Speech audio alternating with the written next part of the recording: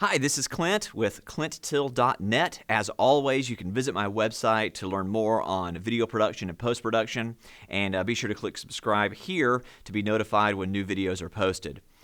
Whenever I'm watching a film, whether it's a narrative or a documentary, I'm always thinking why. Why did the director, why did the editor, the cinematographer, why did they choose to do certain things in a certain way? So the question today is, when do you choose to set your interview subject up with an eye line looking directly into the lens, or maybe slightly off camera, or maybe even 3/4 of the way off of camera? And what does eye line positioning say and communicate to your viewer?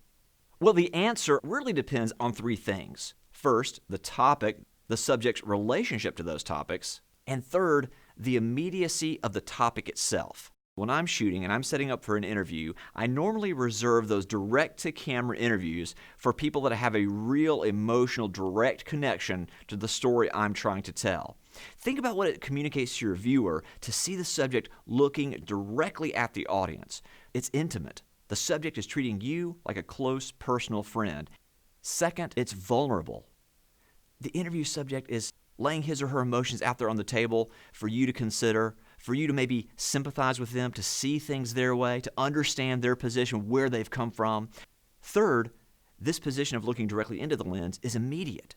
Even if the events discussed in the interview happened decades ago, in their minds, it still feels fresh. So what about if they're looking just slightly off camera? It tells me that they have some knowledge, some authority about the subject matter, but maybe not necessarily first-hand experience. Now, I realize there's always exceptions to that rule, but looking directly into the lens definitely has a different feel than looking slightly off camera. One thing I would advise you to think about is, if you're going to have your subject look off of camera, is be mindful of how their shoulders are positioned. Think compositionally. Now, if your subject's shoulders are too square to camera, even if they're looking off slightly, the shot can still feel a little flat. So I want to make sure that I'm turning those shoulders, and it creates a nice compositional feel.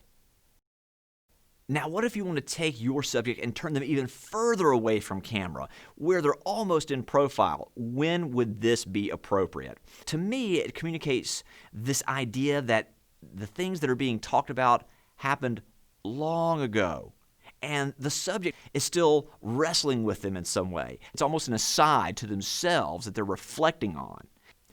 Another reason I might choose to put my interview subject looking so far off camera is if the environment has a lot of character. I might choose to put that subject looking far off camera where you can see more of the environment behind them, because I want the audience not only to listen to what the interview subject is saying, but I want the audience also to pay attention to the environment behind them, because in some way that's also just as important to the story.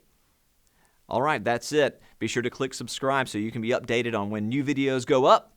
And follow me at ClintTill.net, where you can learn more about video production and post-production, and connect with me and view some of my work. Thanks again, and we'll see you next time.